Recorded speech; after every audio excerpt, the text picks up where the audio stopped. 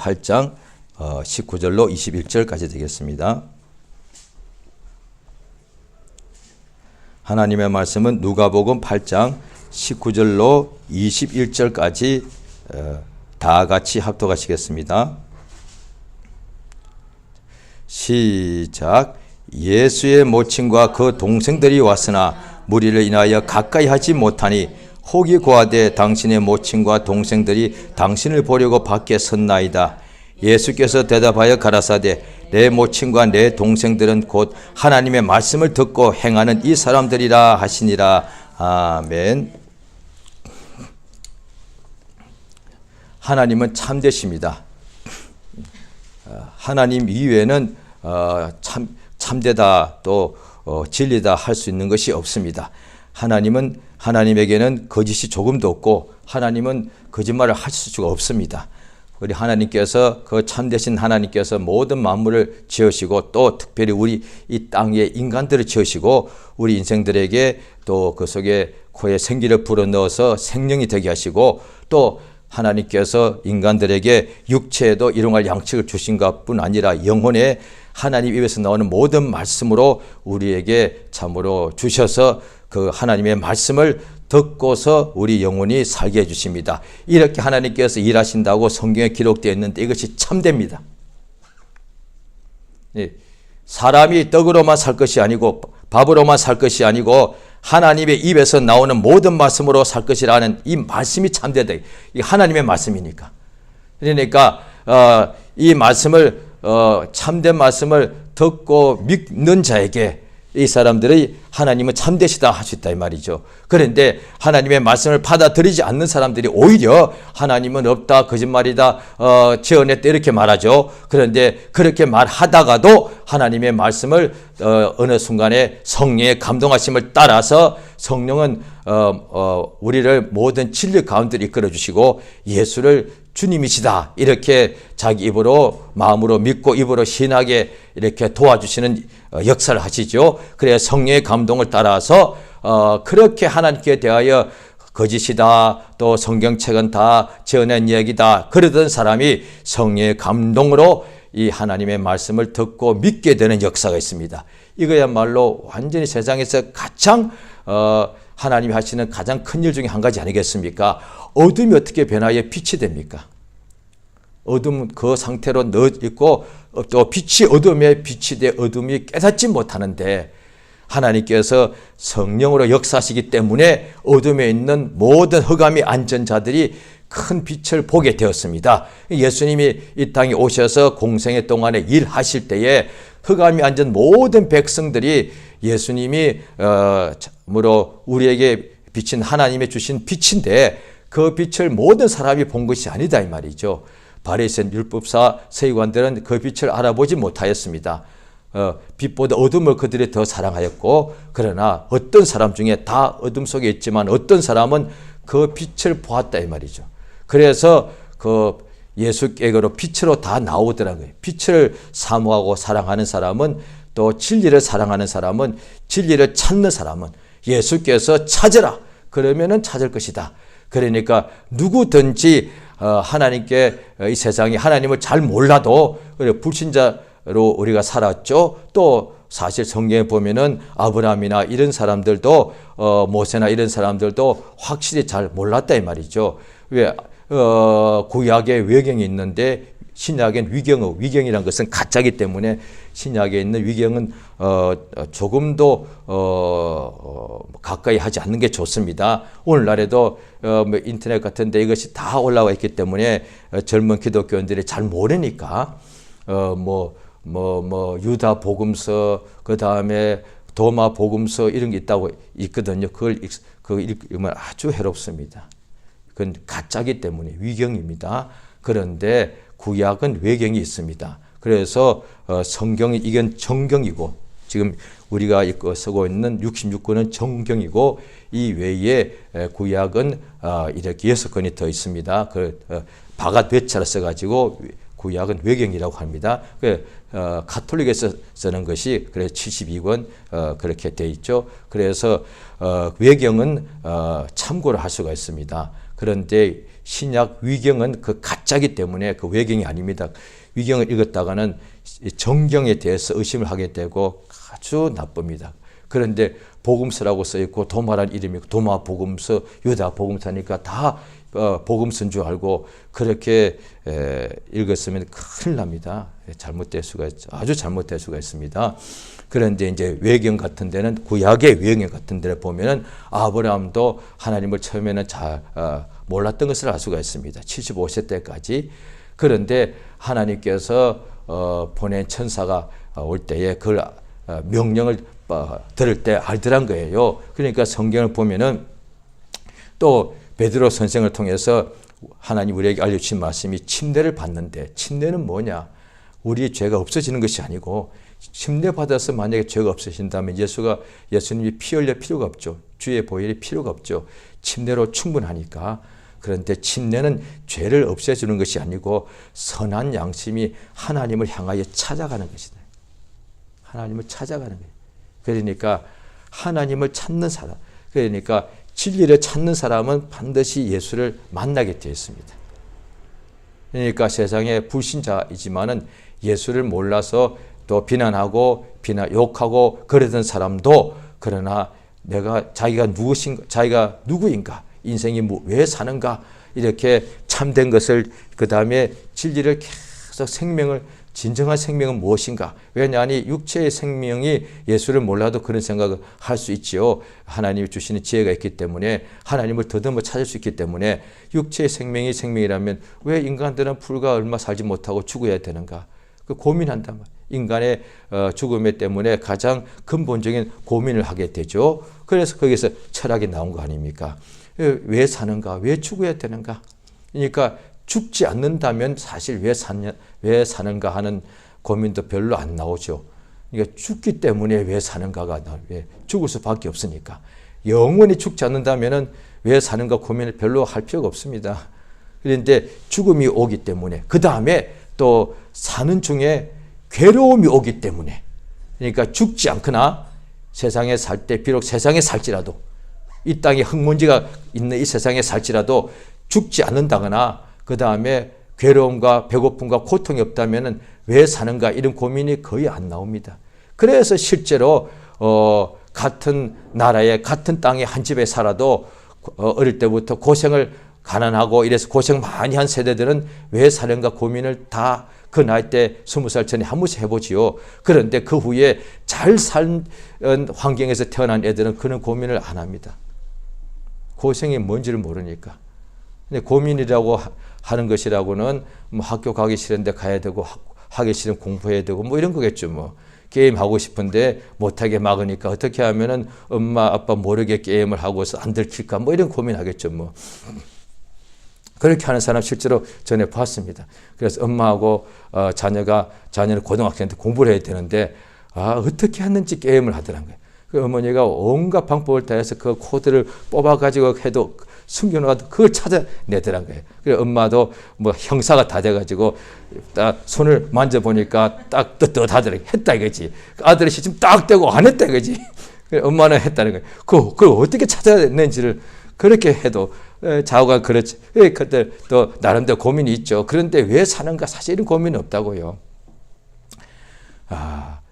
뭔가 생명과 영원한 생명을 찾고 진리를 찾고 참된 것을 찾으면 빛을 찾는 사람은 예수를 만나게 되어 있습니다.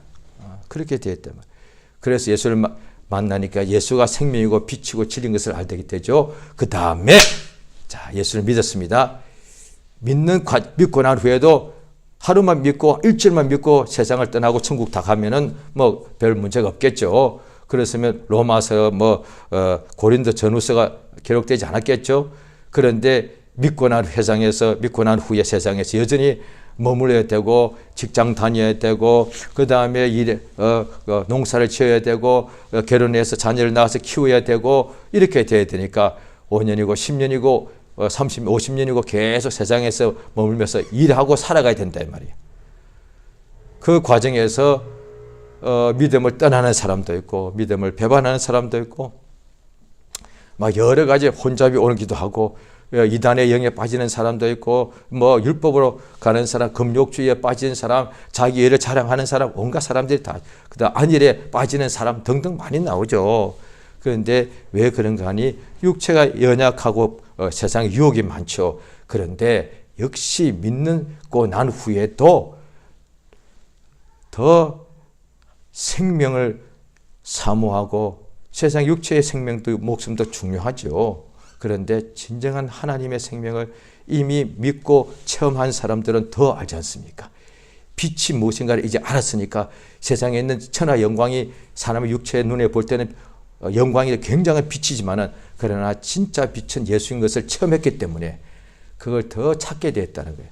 그런데 다 예수를 믿어도 그 생명의 빛 예수를 더 찾는 사람이 있고 또 덜 찾는 사람이 사실 있어요.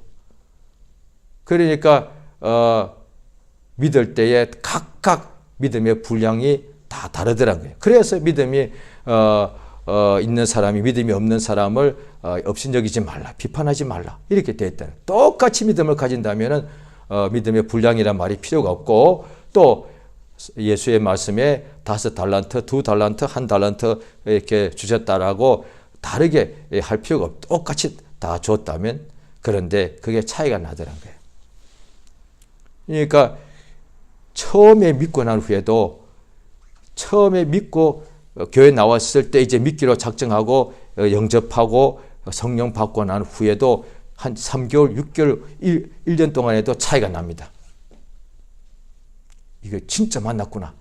이래서 그 한 6개월, 1년 동안에 주변 사람이 걱정할 정도로 온통 그냥 기도하고 성령 보고 매일 교회 가고 막 이런 사람이 있어요. 왜? 이게 확실한 것을 자기가 만났으니까. 거의 전부를 다 성경 구약에 예수께서 크고 첫째 되는 계명이 뭐냐? 목숨을 다하여 힘을 다하여 성품을 다하여 마음을 다하여 너희 하나님을 사랑하라 했으니까. 그런 사람이 똑같이 같은 집회 때 똑같이 불신자로 와서 예수를 영접했어도 그 후에 6개월, 1년 동안의 믿음을 어떻게 가지는지 다릅니다. 똑같은 사람은 한 명, 부부도 형제도 쌍둥이도 똑같지 않습니다. 다릅니다. 그러니까 그래서 에서와 야곱이 나오는 거고 가인과 아벨이 나오는 거죠. 그러니까 하나님께 더 가까이 나가려고 예수께서 부르신 12 사도가 있는데 분명히 성경 곳곳에 보면은 예수님 그 중에서 특별히 3 사람은 베드로, 야고보, 요한은 따로 또 데리고 가시더라고요. 그러니까 하나님께서 하나님은 믿음을 주시고 우리는 믿음을 사모하여 받고 그러니까 각각 성경에 보니까 그릇이 있더라고요. 그러니까 예수께서 야고보와 베드로와 요한 3 사람에게 더 믿음을 더 주신 것이 믿음을 하나님 더 역사하신 거거든요. 그들이 그 믿음을 더 많이 받아들인 거다 이 말이죠. 성경 여러 가지 보면 알 수 있습니다. 그들이 다 예수를 사랑한 12 사도가 더 주님을 사랑해서 그 예수님께서 베드로 보고도 물어보실 때에 네가 이 사람들보다 나를 더 사랑하느냐 분명히 물어보셨다는 거예요. 그러니까 각각 믿음의 분량 따라 또 성경에 또 다른 데 보면은 운동장에서 다 상을 얻으려고 다 이렇게 달려가지 않느냐. 그러나 이 길을 다투는 자마다 모든 절제하고 다 운동장에서 1등상을 받으려고 뛰어가는데 상 얻는 자는 하나인 줄 알지 못하느냐. 그러니까 상을 얻기를 원하는 사람은 모든 일에 절제한다는 거예요. 그러니까 더 주께로 나가기 원하는 사람은 그래 됐습니다. 오늘 본문만 보시면은 예수의 모친과 그 동생들이 예수께 왔습니다. 예수님이 이제 공생의 동안에 예수님이 어느 날 30년 동안 그 집에 있다가 갑자기 예수님이 사라지신 것이죠. 그래서 침례 요한한테 가서 침례를 받으시고 뭐 그렇게 되죠. 성령이 임하시고 그 후에 성령의 몰아내심을 따라 광야 가서 40일 동안 금식하시고 그러니까 예수의 모친 볼 때는 큰 아들이 어느 날 그냥 사라지고 그 다음에 동생들이 볼 때 형이 사라진 거예요. 그러니까 물론 말씀을 하셨겠습니다만은 그런데 그렇게 항상 부모를 잘 모셨는데 한 번도 없었는데 그냥 가출해버린 거예요. 그러고 난 후에 소문 들으니까 예수님께서 뭐 나사렛 예수라지 나사렛 예수는 그 예수밖에 없으니까 나사렛 동네에 예수라는 이름이 한 사람밖에 없었던 모양이죠. 나사렛 예수가 막 엄청난 사람을 막 병자 다 고치고 이런다니까 막 찾아온 거죠. 그런데 무리가 하도 많아서 가까이 하지 못하니 어떤 사람이 예수께 고하되 당신의 모친과 동생들이 당신을 보려고 밖에 섰습니다 할 때에 예수께서 대답하여 가라사대 내 모친과 내 동생들은 곧 하나님의 말씀을 듣고 행하는 이 사람들이라 하시다. 바로 예수와 함께 있는 사람들, 예수와 함께 무리가 많았죠. 그런데 그 무리 때문에 예수의 모친과 동생들은 예수를 만날 수가 없었죠. 그런데 정작 예수께서 말씀하시기는 예수와 함께 있는 이 수많은 무리들, 하나님의 말씀을 듣고 행하는 이 사람들이 바로 자기 앞에 있는 12사도는 분명하죠. 예수님께서 하신 말씀, 예수의 말씀인데 여기서는 하나님의 말씀이죠. 아버지께서 예수에게 말씀을 주셔서 그것을 모든 사람에게 전가하게 하셨는데, 그래서 예수의 말씀을 듣는 것은 아버지의 말씀, 하나님의 말씀이다. 이렇게 주께서 친히 말씀하셨습니다. 예수의 말씀을 듣고 예수께서 나를 따라오너라 하니까 그 말씀을 듣고 바로 예수를 쫓더라 이 말이죠. 이 사람들이야말로 내 동생들이라 말씀하신 거예요. 이게 예수께서 말씀하신 것이 분명히 누가 하나님의 아들 예수께서 누가 내 모친이고 내 동생들이냐? 하나님의 말씀을 듣고 행하는 이사. 이 똑같은 부분이 마태복음, 마가복음에도 나오는데 마태복음 12장 50절에는 똑같은 것이 누구든지 하늘에 계신 내 아버지의 뜻대로 하는 자가 내 형제 자매라 그랬어요. 하늘에 계신 내 아버지의 뜻대로. 그러니까 자 보시죠. 마태복음 12장을 보시면 되겠습니다. 마태복음 12장 46절 똑같은 부분입니다. 예수께서 무리에게 말씀하실 때 그 모친과 동생들이 예수께 말하려고 밖에 섰더니 한 사람이 말하죠. 자, 보십시오. 50절 같이 읽겠습니다. 시작. 누구든지 하늘에 계신 내 아버지의 뜻대로 하는 자가 내 형제여 자매여 모친이다. 자, 오늘 지금 본문과 이 마태복음 12장 50절을 동시에 지금 보시면은 더 성경으로 풀면은 뭐 부족한 것이 없습니다. 이러니까 이 누가복음 오늘 본문 8장 이 말씀은 하나님의 말씀을 듣고 행하는 사람들이 내 모친이고 형제다. 그러면 마태복음 12장에서는 누구든지 내 아버지의 뜻대로 하는 자. 보십시오. 내 아버지의 뜻대로 이것이 뭐냐니 하나님의 말씀을 듣는 자. 뜻대로 하는 자, 말씀을 듣고 행하는 자. 그렇습니다. 그러면 성경에 다 나와 있잖아요. 특히 이 구절들은 너무 똑같기 때문에 정확하게 딱 같은 뜻을 똑같이 연결할 수가 있고 해석하기가 어렵지 않다 이 말이죠. 이 마태복음과 마가복음도 나오는데 누가복음 그것은 사람들이 예수의 가족이 예수를 보려고 왔는데 사람들 때문에 못 만나니까 혹이 여짜오되 당신의 모친과 동생들이 왔습니다. 똑같은 상황인데 예수가 하신 말씀이 단어가 하나씩 같은 뜻인데도 내용 같은데 단어가 다르게 되어 있습니다. 오늘날 믿는 사람들이 이럽니다. 조금 힘들고 뜻대로 자기 생각대로 안 되고 상황이 어려워지고 막 혼란스러울 때 주의 뜻이 뭡니까? 하나님의 말씀. 너무 쉬운 거 가지고 왜 어렵게 말하냐고요. 도대체 주의 뜻이 어디 있습니까? 어렵습니다. 성경에 있지. 그렇게 쉬운 거 가지고 왜 산에 가서 찾냐 이 말이요. 산에 주의 뜻이 없어. 밤새도록 산에서 찾아봐야 주의 뜻 없어요.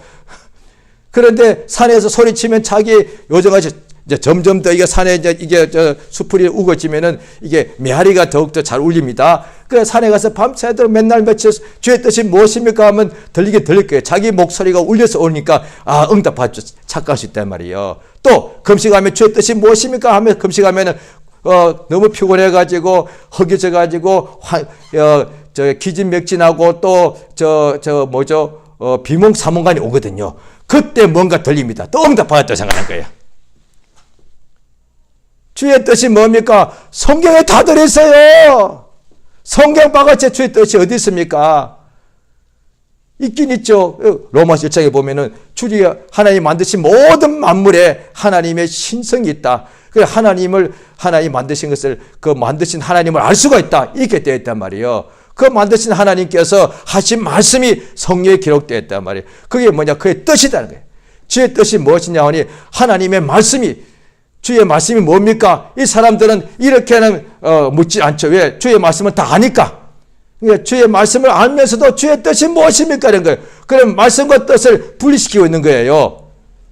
다시 말하면 하나님의 말씀을 중시하지 않거나 귀담아 듣지 않거나 기억을 못하거나 믿지 않거나 그 말씀대로 살지 않는 거예요.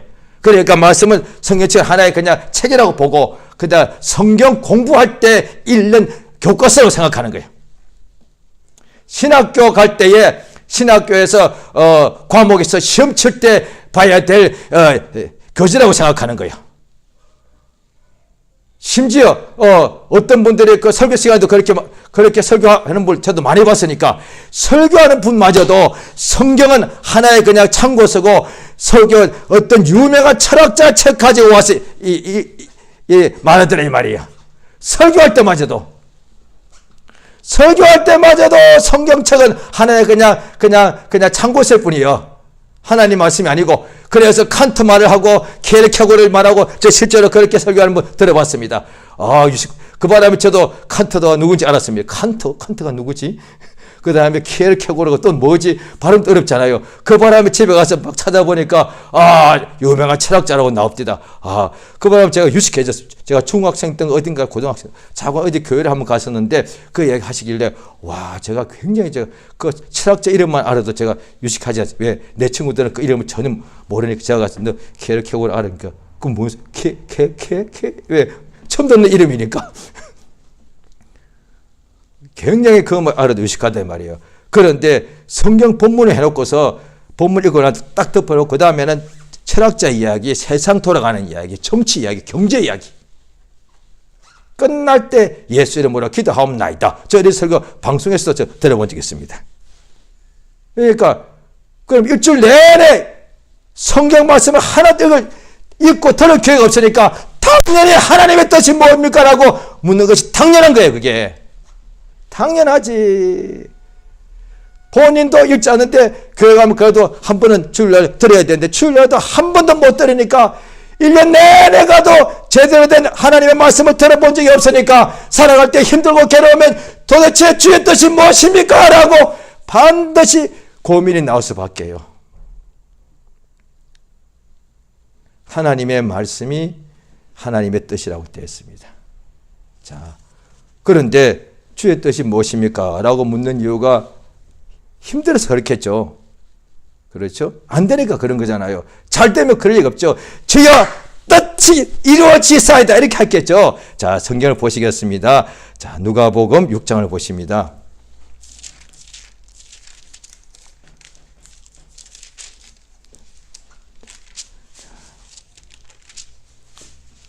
누가복음 6장 46절을 읽겠습니다.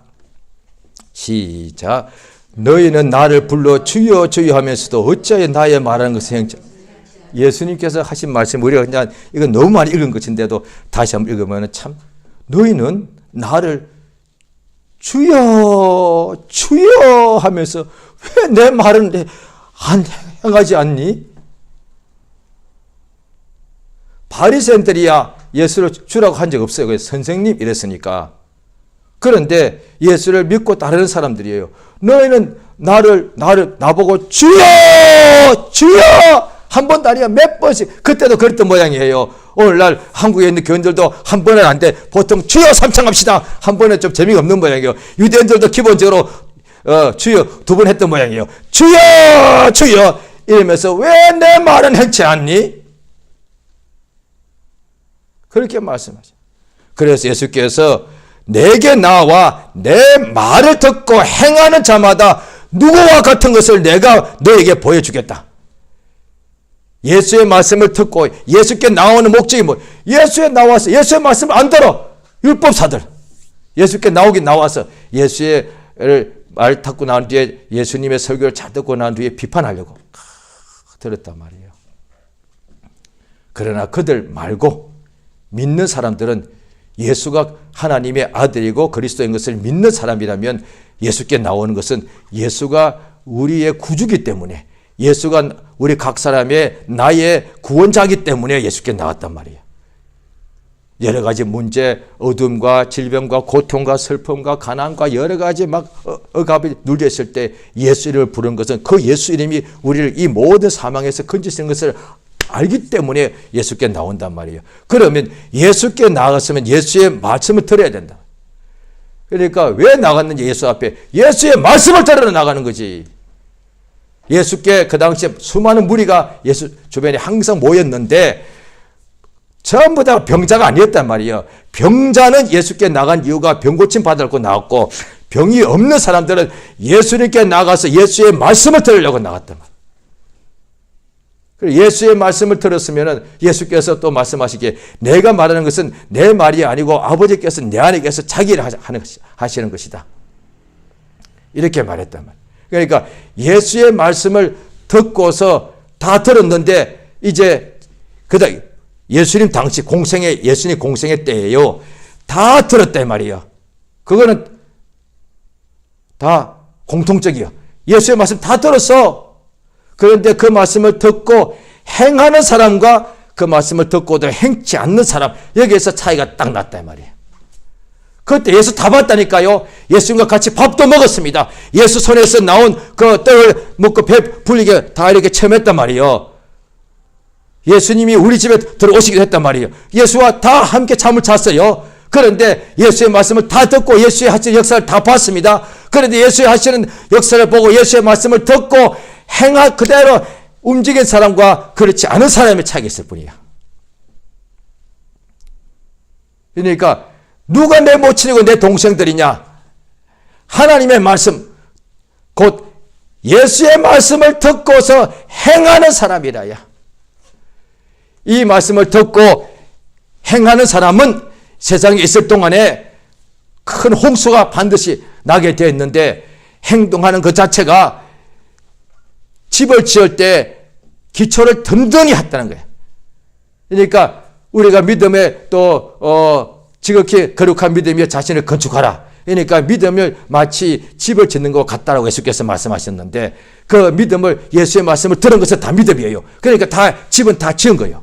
예수의 말씀을 들었으니까 다 집을 지었다는 거예요. 그런데 그것을 듣고서 행치 않는 사람은 모래 위에다가 집을 지은 것이고, 예수의 말씀을 듣고 행하는 사람은 반석 위에 집을 지은 사람이다. 그래서 다 똑같이 집은 다 집을 잘 지었단 말이에요. 그것에 대한 또 다른 데 또 있습니다. 그날에 불로서 공력, 믿음을 다 시험할 터인데, 겉으로 볼 때 다 집이요. 그런데 그 집이 풀로 지은 집이 있고, 나무로 지은 집이 있고, 그 다음에 금은 보화로 지은 집이 있단 말이에요. 금과 은으로. 그런데 풀로 지은 집은 그냥 불에 전부 다 타버리는 거예요. 그러면 불 가운데서 구원을 받는 것 같다. 이 세상에 살 때에 우리가 육체가 있기 때문에 가만히 항상 우리가 뭔가 움직이고 행동하게 되어 있는데요. 자, 세상의 모든 사람들이 그렇게 살아갑니다. 성경 보시겠습니다. 요한 1서 2장을 보십니다.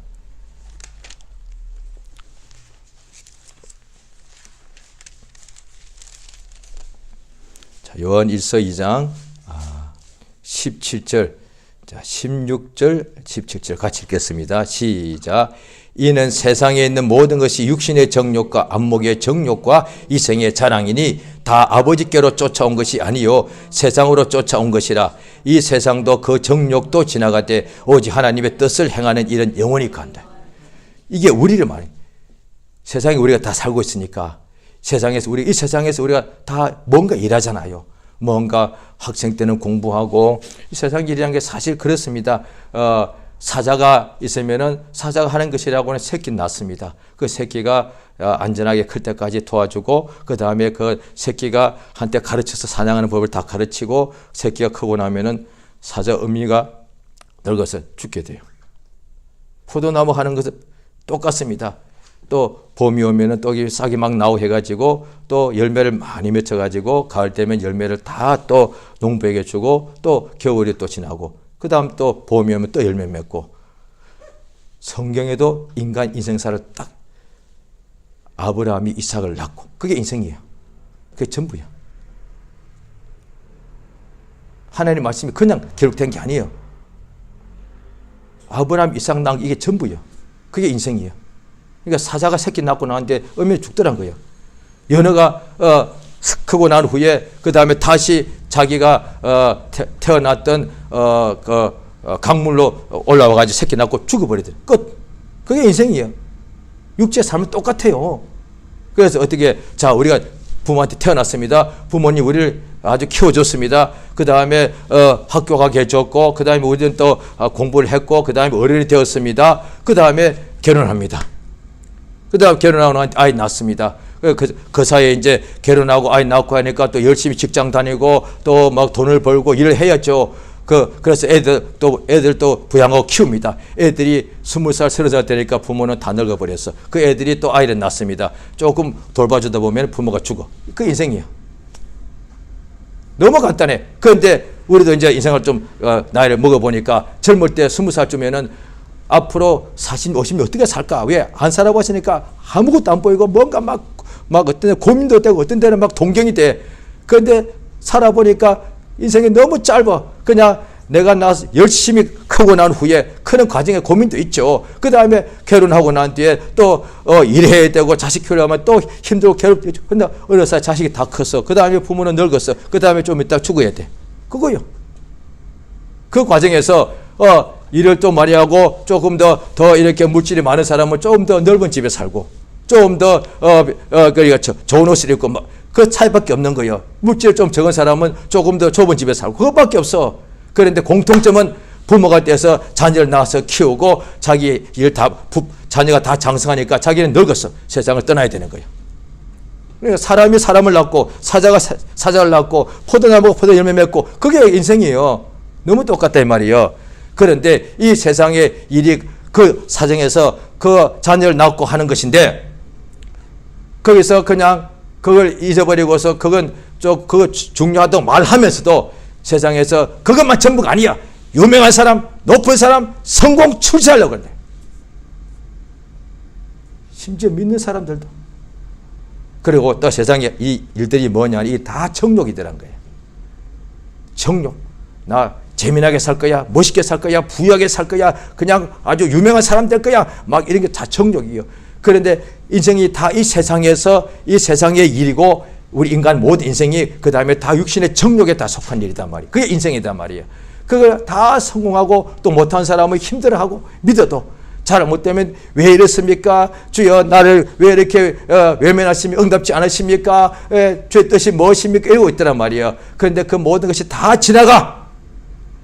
성공했건 세상에서 실패했건 다 지나가. 세상에서 높이 되었건 무명했건 다 지나가. 다 없어진다 이 말이에요. 오직 하나님의 뜻을 행하는 사람만 영원히 거한다 이 말이에요. 그걸 알려주시는 거예요. 하나님의 뜻을 행하는 사람만. 하나님께서 참되신 하나님께서 우리에게 인간에게 어떻게 하면 영원히 살 수 있고 어떻게 하면 영원히 하늘에 들어가서 해와 같이 빛나게 되는 것을 알려주신 거예요. 하나님께서 이 참되신 말씀, 진리의 말씀을 주면 그걸 받아들이면 되는데 진리보다 어둠, 거짓을 더 좋아할 수가 있고 하나님의 영광보다 사람의 영광을 더 좋아할 수 있다는 거예요. 그래서 그러면 모든 사람이 사람의 영광 좋아하면 한 명도 믿는 사람이 없어야 되고 모든 사람이 하나님의 영광을 좋아하면 사람의 영광을 좋아하는 사람 한 명도 없어야 됩니다. 그런데 똑같이 햇빛과 비를 악인도 선인도 주시는데 똑같이 예수의 말씀을 듣게 해주시는데 그 말씀을 듣고 행하는 사람이 있고 그 말씀을 듣고 또 행치 않는 까닭은 땅의 정욕과 세상 일이 더 좋더라 이 말이에요. 그래서 성경에도 그때는 목사와 같은 사람인데 바울 선생이 그 수십 년 동안에 온 세상을 다니면서 복음을 전할 때에 처음에 자기와 함께했던 그때 바울 선생의 사도니까 함께했던 사람들은 거의 다 목사님이라고 해도 되죠. 그중에 어떤 사람은 세상을 사랑하여 같다는 거예요. 목사님들도. 그때나 지금은 똑같죠. 뭐. 그래, 목사님도 그런데 나는 일반 집사인데, 아니요. 엘리야가 나만 남았습니다 할 때 하나님께서 7,000명 남아있다 그랬어요. 평신도가 7,000명 남아있다 그랬어요. 엘리야가 나만 남았습니다. 그러니까 7명이 아니에요. 내가 아직도 바알에게, 너는 엘리야니까 대단한 인물이니까 그렇지만은 이름도 빛도 없는 사람이 바알이, 아합이 얼마나, 이세벨이 얼마나 온 세상을 이렇게 흉악하게 지배하고 이렇게 했는데, 그런데도 곳곳에, 이스라엘 곳곳에서, 이스라엘 땅이 별로 안 크거든요. 그런데도 이렇게 7,000명이나 바알에게 무릎 꿇지 않더란 거예요. 그럼 그들이 어디서 있었던 거예요? 아마 토굴 같은 데 숨어 있었겠지. 일반 평신도요. 누가 날 아무도 몰라. 엘리야 온 사람 날 알아주지만은 7,000명 중엔 내가 그냥 하나를 합시다. 아무도 몰라. 그런데 하나님은 알고 있는 거예요. 하나님은 알고 있단 말이에요. 하나님의 뜻대로 살려고 하는 것을 하나님은 알고 계시더라고요. 그러니까 그날에 반드시 우리 하나님께서 상주 지다겠다는 거예요. 요한계시록 마지막에도 보면은 마지막 때 예수님이 속히 와서 상줄 자에게 상줄 것인데, 불의한 자는 그대로 불의하게 하고 의로운 자는 그대로 의를 행하게 하라고. 그래서 말씀대로 사는 사람은 자꾸 그렇게 살도록 하는 거예요. 또 예수께서 요한복음 14장에 보면은 나를 믿는 자는 나의 하는 일을 저도 한다는 거예요. 이보다 큰 일도 하겠다는 거예요. 왜냐하니 이는 내가 아버지께로 가기 때문에. 그게 뭐냐니 성령을 보내주신다는 거예요. 그러니까 예수를 믿는 자는 성령을 보내주시기 때문에 예수가 하신 그 일, 아버지의 뜻대로 세상에서 행하는 일, 내가 세상에 온 것은 나를 보내신 이의 뜻을 행하러 왔다. 세상에서 어떻게 유람하러, 세상에서 죽음을 어떻게 체험하러 오신 것이 아니고 아버지의 뜻을, 아버지의 말씀대로 세상에서 자기가 행하기 위해서 오셨다고 말씀하셨단 말이에요. 나를 믿지 아니할 자도 나의 행하는 그 일을 믿어라. 나의 양식은 나를 보내신 이의 뜻을 행하는 것이다. 오늘날 우리 영혼이 사는 것이 똑같습니다. 우리 영혼이 사는 것은 뭐냐니 예수의 말씀대로 행하는 것이 영혼이 사는 거다 말이죠. 그 예수의 말씀을 믿으면서도 행하지 않으면 죽은 믿음, 살아서나 죽은 믿음. 그런데 예수를 믿는 사람은 예수의 말씀을 믿는 것이니까 예수의 말씀을 듣고 행하는 사람은 믿음과 행함이 함께 가기 때문에 오늘날 사람들이 믿는다 하면서도 행함과 믿음을 분리시키더라는 거예요. 그런데 하나님의 성경에 야고보서 통해서 알려주시는 겁니다. 믿음과 행함은 워낙에 하나란 거예요. 믿음과 행함은 하나예요. 결혼한 부부가 되죠. 남편과 아내가 하나입니다. 그와 같다. 믿음과 행함은 하나인데 많은 사람들이 믿음과 행함이 각각이라 생각하는 거예요. 그게 그렇지 않다 이 말이에요. 그러니까 성령이 우리 속에서 역사하신 것이 뭐냐니 성령을 쫓아서 행하게 하려고, 성령으로 행하게 하려고, 예수의 말씀대로 행하게 하려고 하시는 거예요. 그래서 성령 충만한 사람은 내가 느낄 때 내 기분으로 나는 충만합니다. 그건 자기 기분이고, 그런데 정말 그렇게 나는 충만하도 말하지 않아도 예수의 말씀대로 행하는 사람, 예수의 명령대로 사는 사람, 또 예수의 말씀에 거하는 사람은 그 사람은 성령 충만한 사람이에요. 자, 이 시간 기도하십니다.